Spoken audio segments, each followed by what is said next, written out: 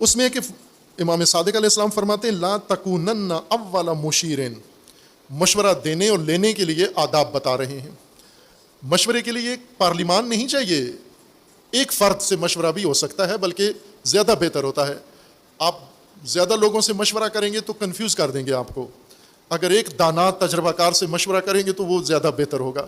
لیکن پہلے پتہ ہو کہ کس سے مشورہ کرنا ہے اور کس کو مشورہ دینا ہے. اگر آپ کے پاس کوئی آتا ہے مشورہ کے لیے، کس کو مشورہ دیں آپ، ہر ایک کو نہ دیں مشورہ، اور کس سے مشورہ لیں آپ. یہ رسول اللہ صلی اللہ علیہ وآلہ وسلم کا بھی فرمانا ہے کہ آپ بے وقوفوں سے مشورہ مت لو، عورتوں سے بھی مشورہ مت لو. یہ تاکید ہے رسول اللہ صلی اللہ علیہ وآلہ وسلم کی اور ائمہ اطہار اہل البیت علیہ السلام کی. اور یہ آپ کے مزاج کے خلاف ہے، چونکہ عورتیں تو مشورہ سے آگے جا چکی ہیں، وہ تو باقاعدہ حکومت کرتی ہیں اور سارا نظام ان کے ہاتھوں میں ہوتا ہے. یہ تو اس زمانے میں بات ہو رہی تھی جب زمام امر مردوں کے ہاتھ میں تھی، عورتیں مشورہ دیتی تھیں.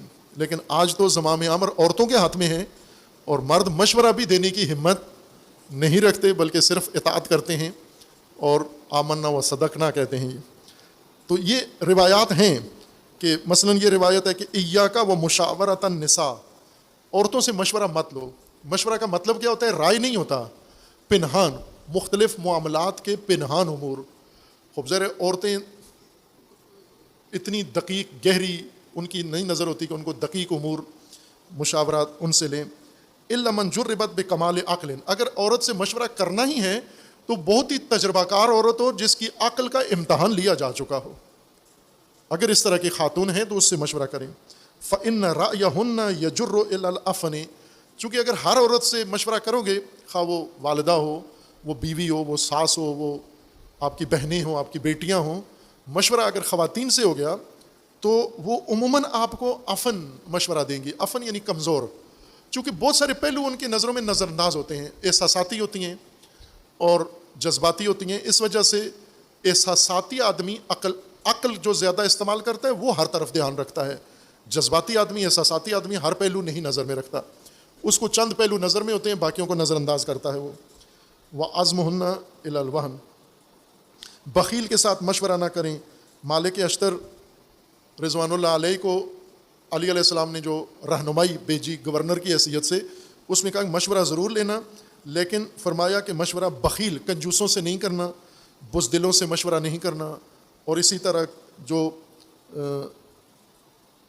حریص لالچیوں سے مشورہ نہیں کرنا، احمق سے مشورہ نہیں کرنا، جھوٹوں سے مشورہ نہیں کرنا، اور اس طرح جو تھکے ہوئے ہوتے ہیں خستہ، ان سے مشورہ نہیں کرنا. بعض لوگ کہتے ہیں تھکے ہوئے، رہنے دو، جانے دو، کر کے دیکھ لیا نہیں ہوتا، خوب ان سے مشورہ نہیں کرو. یہ اہل البیت علیہ السلام نے مشورہ کے بارے میں مکمل خوبصورت رہنمائی فرمائی ہے. اس رہنمائی کے ہوتے ہوئے انہوں نے مشورہ سے جمہوریت نکال لی ہے. یہ واقعاً یہ طاقت ہے ان علماء کی جنہوں نے شورا سے جمہوریت نکال لی ہے.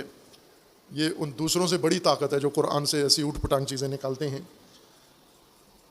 حضرت امام جعفر صادق علیہ السلام فرماتے ہیں کہ اگر مشورہ دینا ہو کس کو دو مشورہ، اور مشورے کا جب وقت آئے تو کس ترتیب سے مشورہ دو. لا تکونن اول مشیرن، پہلا فرد مت بنو. ہماری کوشش ہوتی ہے نا کہ پہلا بندہ میں ہوں، مجھ سے شروع کرو. امام صادق علیہ السلام فرماتے ہیں نا، یہ خطا ہے. جب مشاورت میں بات چلتی ہے آگے تو پہلے سپیکر نہ بنو. یہ نہ کہو جی پہلے مجھے بولنے دیں، میں شروع کرتا ہوں، نہ کرو، یہ بات نہ کرو. آپ اول مشیر نہ بنو، آپ اول کسی اور کو بولنے دو. آپ ٹھہر کے سوچ کے سمجھ کے جائزہ لے کے پھر بولنا شروع کرو. آپ پہلے اگر آپ کو باری آتی ہے جی آپ کچھ فرمائیے تو آپ کہیں جی پہلے ان سے، یہ بڑے ہیں، بزرگ ہیں، زیادہ تجربہ کار ہیں. اور واقعاً پہلے اس کو موقع دو جو زیادہ تجربہ کار ہے. پہل کرنے کی کوشش مت کرو مشورہ میں. دوم و ایاک والرأی الفطیر، توئے کے ساتھ فطیر، فے توئے یہ رے، فطیر. اور فطیر رائے مت دو. فطیر عربی لفظ ہے، فارسی میں بھی استعمال ہوتا ہے، کتابی اردو میں بھی استعمال ہوتا ہے، اور پنجابی میں بھی استعمال ہوتا ہے. لیکن پنجابی میں فے کی جگہ، جیسے ہمارے پشتو اسپیکر جو لوگ ہیں، پشتو اسپیکنگ، یہ یا گلگت بلتستان والے بھی ہیں، یہ فے کو گلگت والے پھے پڑھتے ہیں، فے کو پھے. مثلا پھر اس کو پھر کہتے ہیں، پھر کو پھر کہتے ہیں. اور پشتون اگر فے پڑھیں تو پے پڑھتے ہیں اس کو، کہ پے کے ساتھ.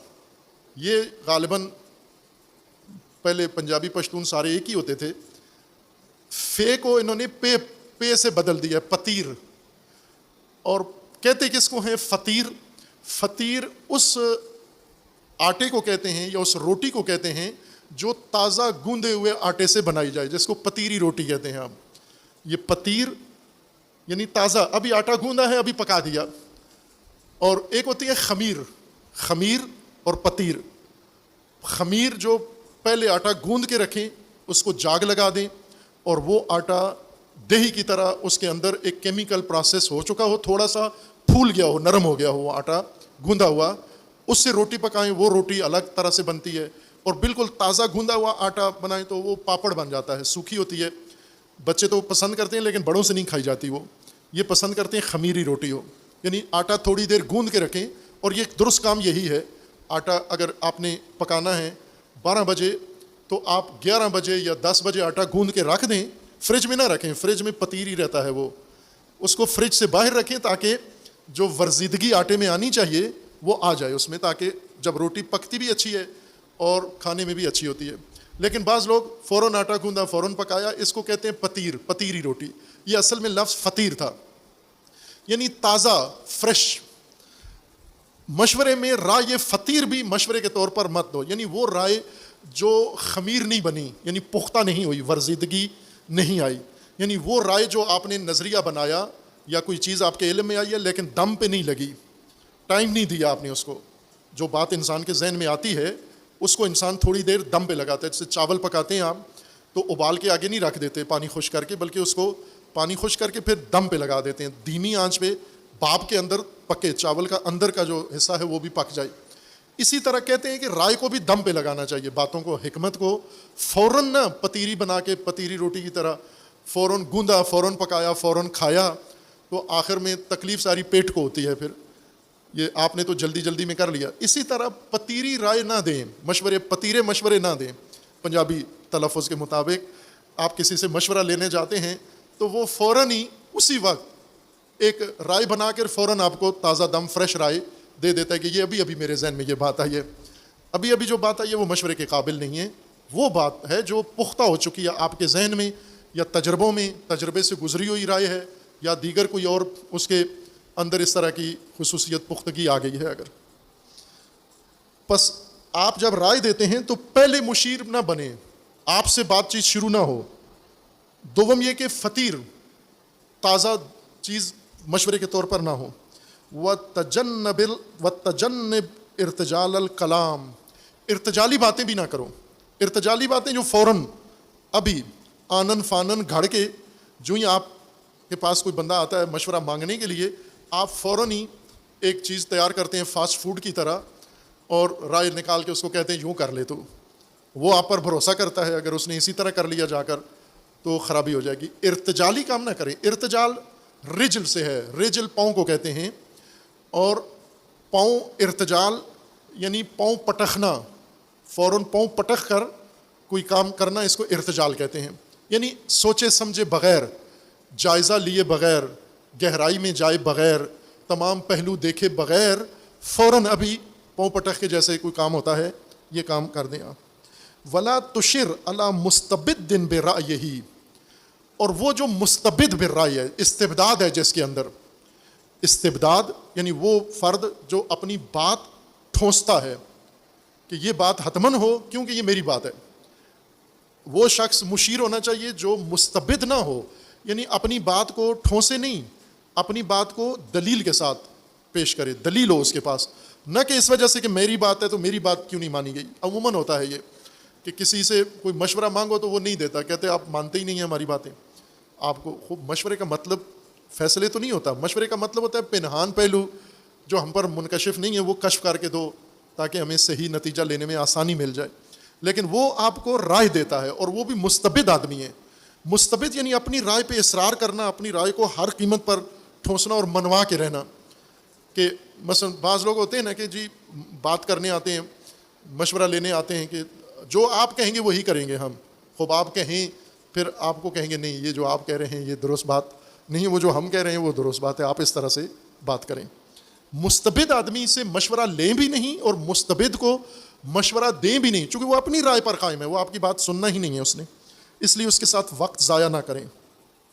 ولا علی وغد, وغد کے ساتھ بھی, وغد آدمی واغد, اس کے ساتھ بھی مشورہ نہ کریں آپ, نہ دیں نہ لیں مشورہ. وغد یعنی کمینہ آدمی, گھٹیا آدمی, پست آدمی, جس کے اندر قدریں نہیں ہیں, ویلیوز نہیں ہیں, بہت ہی گھٹیا آدمی ہیں, اور اگر تجربہ بھی رکھتا ہے تو نہ کرو اس سے مشورہ. گھٹیا آدمیوں سے, فرومایا کمینے لوگ, ان سے مشورہ مت کرو. اگر تجربہ بھی رکھتے ہیں تو بھی نہ کرو ان سے مشورہ, انہیں بالکل اپنے اس حلقے سے, تبادلے سے باہر نکال دو آپ. ولا علی متلون, متلون رنگ بدلنے والا, تلون جس کے اندر ہے, آج کچھ ہے کل کچھ ہے پرسوں کچھ ہے, اس سے بھی بالکل مشورہ مت لو, نہ دو نہ لو اس سے, یہ مشورے کا آپ کا شریک نہیں ہونا چاہیے. ولا علی لجوجن, لجوج, لجوج ہٹ درم, لج ہٹ درم آدمی, ضدی, ضدی آدمی کو بھی مشورہ نہ دو, فائدہ نہیں ہے آپ ضدی آدمی کو مشورہ دیں یا ضدی سے مشورہ لیں. اس کے اندر صرف ضد ہے, مشورہ نہیں ہے, تجربہ نہیں ہے, اور وہ نہ سنے گا آپ کی نہ مانے گا آپ کی. وخف اللہ فی موافقت حول مستشیر, اگر آپ کے پاس کوئی مشورہ مانگنے آیا ہے تو یہاں ایک چیز آپ نے لحاظ رکھنی ہے, اللہ کا خوف اس بات سے کہ یہ جو مشورہ لینے آیا ہے یہ پسند کیا کرتا ہے, یہ کس قسم کا مشورہ پسند کرتا ہے. یعنی چاپلوسی, خوشامد, اس کی مرضی کا مشورہ دوں اس کو. مثلا ایک آدمی آیا آپ سے مشورہ کرنے کے لیے, آپ کی نظر میں یہ کام جو کرنے جا رہا ہے اس کے اندر بہت سارے عیب ہیں, اس کے اندر خرابیاں ہیں, یہ نقصان ہے, لیکن وہ چاہتا ہے یہ کام کرے. وہ دانستہ طور پر ہم اسے اس کی رائے کے مطابق ہیں, بہت اچھا فیصلہ کیا آپ نے, بہترین کام ہے آپ, اور یہ آپ جیسی ہی شخصیت کے ذہن میں یہ بات آتی ہے, جبکہ ہمیں پتہ ہے کہ احمقانہ سوچ ہے, غلط فیصلے کی طرف جا رہا ہے, غلط کرنے جا رہا ہے.